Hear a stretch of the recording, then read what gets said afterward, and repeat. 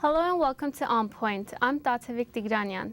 Today we will be talking about child obesity. Joining us today are Stephanie Larmour Sanders. Stephanie is a clinical nutrition manager at Northridge Medical Center, and CSUN kinesiology professor Dr. Mary Jo Sariscsany. Welcome. Today, about 1 in 3 American children or teens are obese and overweight. Stephanie, how is obesity determined?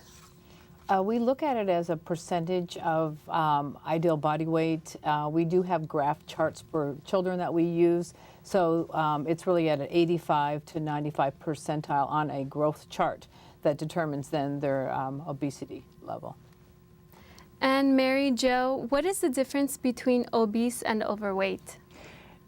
It's a level of poundage. And so overweight children are prone to health issues.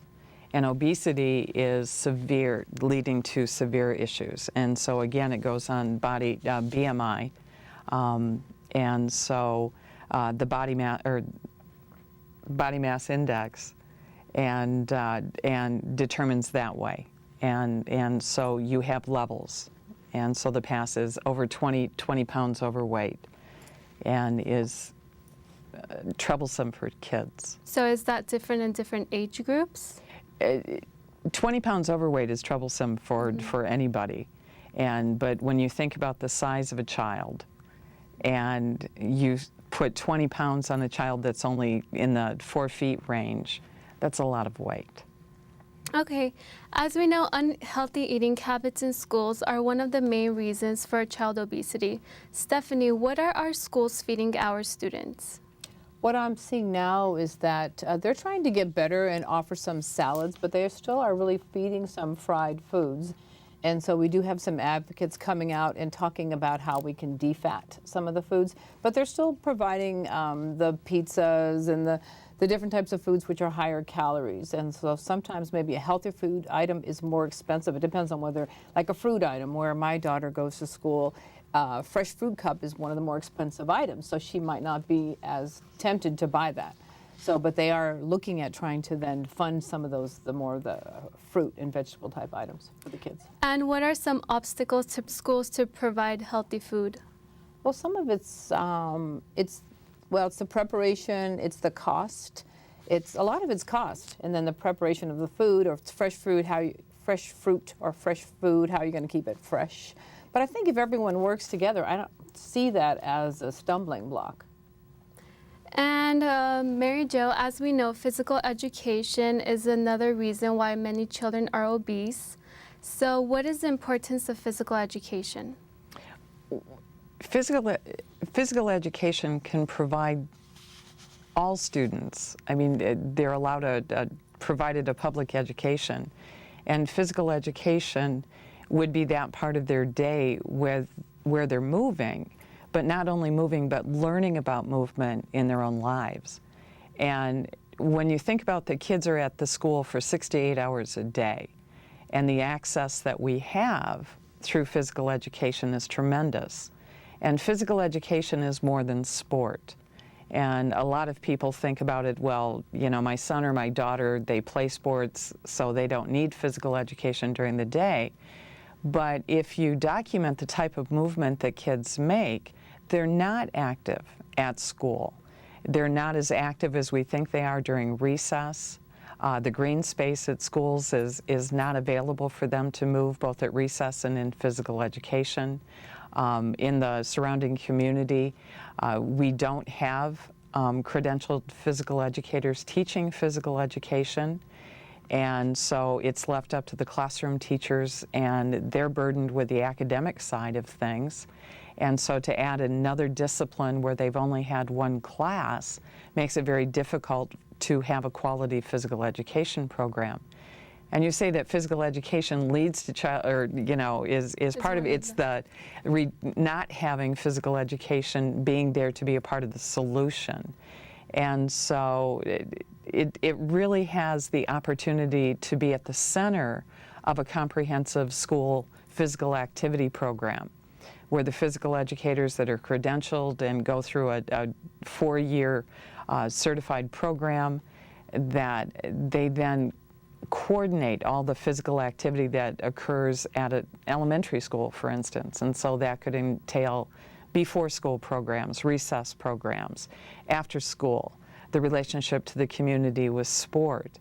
And so it can be a comprehensive effort and bringing in the community to be involved. So physical education can take the lead role in that.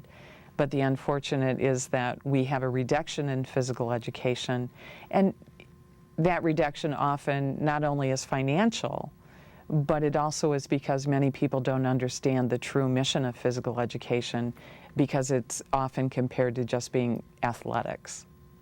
So you said that parents think just because their children play sports that they're active, but isn't playing sports making kids active? It's a part of the activity, but because it is so specific, if you look at many practices for youth after school, there's a lot of waiting, and there's a lot of talking by the coaches. And so if their practice is in only an hour or an hour and a half, if we documented their movement, I think most people would be surprised that they're probably only active about 20 minutes. And that activity level often is not at a moderate or a vigorous intensity for them to benefit from that type of movement. And young children should have a minimum of 60 minutes a day of moderate or vigorous physical activity. And so the purpose of the sport program is very much skill related and product related, so the winning and the losing. And so a lot of the structure of it takes over on the movement piece. And so it's almost this misnomer that takes place with parents. So why are schools more focused on academics rather than physical education? Oh, I think there are multiple reasons in that, for that. And one of them is it's something we all understand, the importance of reading, writing, math skills in the success. And a lot of times we think that because children are active beings, that they're active enough to be healthy. And so the emphasis is going into academics, and time is being taken away from recess, time is being taken away from physical education and art and music.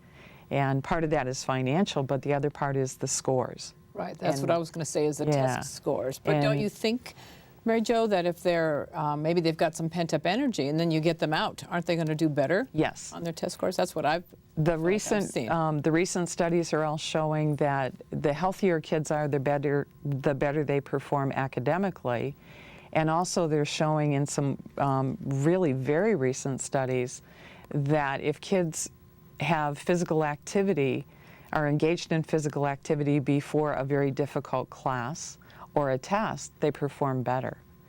And so it really goes against our thought that just because the students are sitting longer in their classrooms, that they're going to score better and do better academically, when the reality is they will do that when they have a healthy body and they've had a chance to be a kid and not sit for longer than 30 minutes at a time without some type of physical activity break.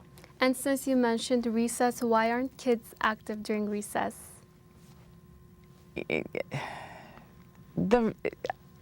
I have to say that, 30 years in education and watching, kids play differently today. And much of the kids play today is very organized. And so an adult directs them, even after school programs. They have adults that come in and they have quiet play, and everything is broken down into specific time frames and specific activities for the students to be engaged in. And I think this natural play that used to occur with all of us as we were children isn't quite as natural. And so I found that in watching recess play, kids just don't seem to know how to create a game. They're so used to being told what to play, how to play it. And unless they're skillful, they really don't know what to do.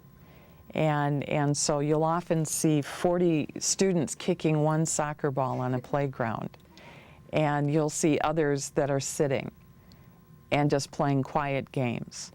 And playgrounds don't have a lot of equipment for the kids to climb on, to play naturally with, and they're very restricted.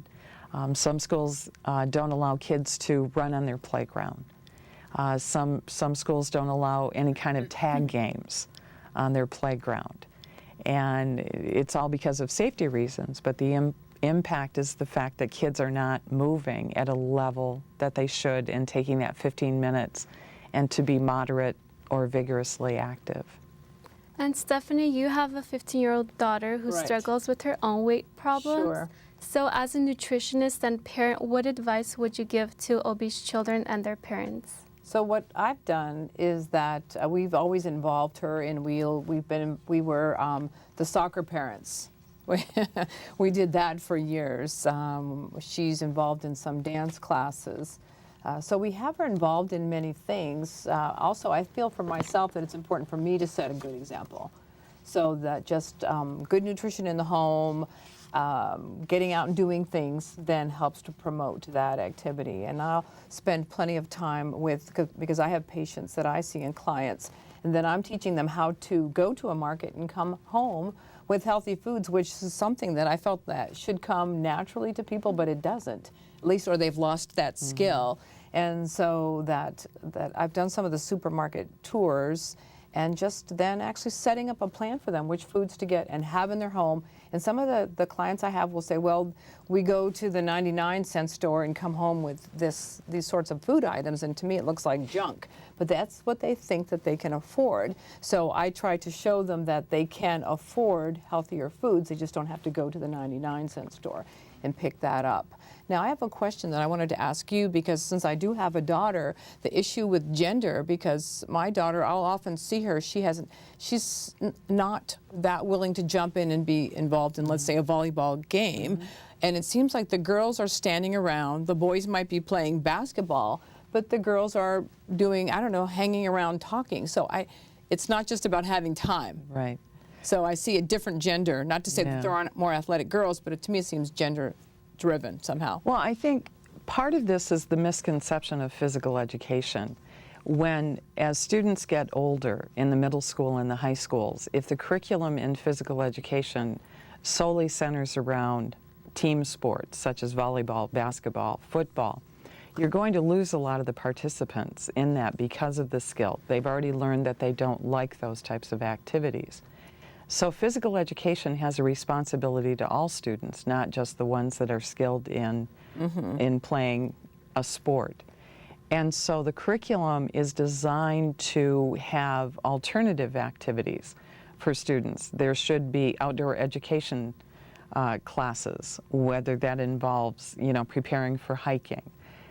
Maybe walls. They have climbing walls at some schools in the area. And so students learn how to do that and participate in activities where they can be doing things and moving, but moving in a very different way. Not competing, because maybe they don't really want to compete. Exactly. But they're happy to get engaged in some kind of a solo sport. And there are new activities in physical education that are becoming very popular, and that's Pilates and Zumba.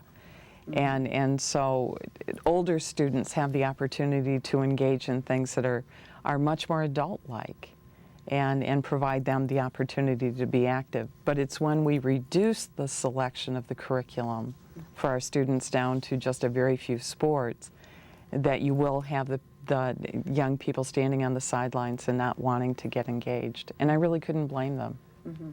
So what type of curriculum should students have for physical education? Well, the first thing is it should always be developmentally appropriate. And so if we look at younger kids, we look at the kindergartens, first grade, second grade, they should be an exploratory movement. They should be learning foundational skills, learning how to skip, how to hop, how to play, how to interact, how to move their body in space, and have it naturally develop its strength and in an environment where they're climbing And if you take a look at playgrounds, they should have tires to climb in and out of. They should have ladders. They should have logs to jump over, and so to practice the over, the under type situations. And they're not ready to learn how to play sport at that time. They're very concrete thinkers, so that they don't understand what an offense is, what a defense is. They just want to play. So playing one-on-one and giving them some challenges that way. But making sure that the activities that they have are fun, that the majority of the time is spent in movement, and everybody is active, and it's equitable for all students regardless of their size, regardless of their ability levels, and providing them that. There should be a lot of music. There should be a lot of variety of activities for them to explore and be a part of. And then as they progress into the upper elementary, then they're still practicing skills. They're learning how to throw, they're learning how to catch. And then as they get older, they begin to put that into small games. And so it's 2-on-2 or 3-on-3 in smaller courts, no goalies. And so they get to practice these things and really develop a perceived competence that they're movers. And we have a tendency to create situations where we tell kids that they're not good movers and they shouldn't be moving. And that's unfortunate. And then by high school programs should be elective programs, where students are selecting from the fitness area, or selecting from outdoor adventure, or selecting international sport and playing badminton, and having opportunities maybe at lunchtime to play a sport if they want to play it. Everybody, regardless of the skill. And then of course there are the athletic teams at the end for the higher skilled people. But movement is for everybody and not just the highly skilled. And I think that hopefully will address things if we keep it developmentally appropriate. So can you tell me about the CSUN grant program and how it started? Wow. The HUD grant is again a comprehensive focus grant. So we're including nutrition, we're including physical activity during recess, and we're including physical education. And so the nutrition piece, they're building a garden on campus. It's called a woolly garden. And I'm not an expert in it, but they're building it. They'll be growing the fruits, the vegetables, and allowing the students to take part in that growth, and then of course to take part in what comes from the garden itself. The physical activity at recess time is following a program called Peaceful Playgrounds. And so there'll be specific forms and lines painted on the playground area, on the blacktop, and then students from CSUN will be going in and helping educate the teachers and educate the students as to what type of games to play, and encouraging a different type of play at recess time than what is currently doing. They currently have. The physical education is working strictly with the fifth graders. The fifth graders are required by the state of California to be tested with a fitness gram, okay, for their health-related fitness test. And the area that we're working in, they have a higher rate of obesity than other areas in the state. And so it's one of the reasons that we focused on these specific schools. And so we're working on their aerobic capacity, trying to engage the students in that, and also develop their muscular strength and endurance. And we've been out there about 3 weeks already, and we're finding kids love to move. And the students from CSUN, from the kinesiology department, the future physical educators, are the teachers in the program. And so we're engaging them in high-intensity, vigorous activities. We provide them with pedometers so that they get to see how their movement equates to their steps. And then we talk about their heart and their lungs and really engage them in learning about their bodies, but also participating in fun activities. And we will do this for 3 years. and engage 3 different elementary schools. Currently, the one that we are at will be with us for 3 years. Stephanie, often busy moms are blamed for their child Right. being obese. How true is this? Well, I think that we have a responsibility. And there was a chance I went out to Topeka Elementary, which is in the valley. And so we did we did a nutrition booth for the kids there. They had the moms and their sons, and my daughter came with us. We were asking the kids, tell us a healthy snack. So I think bringing her there made her feel empowered about it. I feel like I take her everywhere I can. We go to the gym together, trying to include her in as many events as possible. So, but it's difficult just as it is, but I feel like I make a priority for myself to do exercise, and I expect her to be there doing it with me. So I'm not sure she's loving that, but it's a priority. I think that in the meantime, she gets the benefit from it. And how many servings of fruits and vegetables should children eat every day? Well, it depends on their age, but we talk about this, 5 to 9 fruits and vegetables every day, but we can at least have 3 servings of vegetables and 2 of fruit, and more the better. And then we often then talk about higher fiber fruits and vegetables, trying to then make them feel fuller longer, and then looking at what they like. And then of course we want it to be economical, so we look at seasonal fruits, purchasing from local markets, looking at even just organic versus with pesticides, that kind of thing. I think those are all the awareness that I have, that I bring to the table when we're looking at that. Sometimes that's just fun, going to some of the markets around the valley and then purchasing those foods. So it's fun, and then I usually take my daughter with me and we make an outing out of it. So. And as we know, most children don't like to eat their fruits and vegetables, so how can parents make them eat their Well, I'm lucky, I guess. I feel like that wasn't something with option. It's just that here we are. This is, we're not having too many cookies. We're having this dessert, so she just knows that's what we're having, and she's just grown to like that. It wasn't a forceful situation. There's an interesting cookbook out there. I don't know if I can mention a name or not. I saw this on a talk show, and I went out and bought the cookbook, and it was done by or written by Jessica Seinfeld, and so she took other types of vegetables and put them in other foods. And I think I've always done that. And it wasn't, someone said, well, you're concealing. I don't really feel like I've ever tried to conceal anything. It was just really about trying to, when you make a spaghetti sauce, you put carrots in it. When you're just making it more healthy, nutrient dense. Taking the fat out, putting healthy foods in. If you have mashed potatoes, half of it's cauliflower. Just doing things like that can then introduce them to vegetables, and if they don't like them, come back again to see if they'll like them another time. Just being persistent, and I feel like I've done okay with it. Mary Jo, what kind of after-school activities would you recommend for children? Well, I think it'd be great if we could provide more green space for students after school, as well as hardscape for them. If we could open up some of the parking lots at the schools for them to bring their bikes in, safe place to practice doing some of the tricks on their skateboards, to do some of the things that are not quite as organized but more free-flowing, to set up nets if they want to have nets to play or create their own games, but to have more time and opportunity to engage in activities that we don't think about. And so, equipment isn't the answer, but it really is encouraging the students to go out and not just to play that organized sport of saying, okay, we're going to play soccer after school. I mean, that's all, that's good for the kids that enjoy soccer.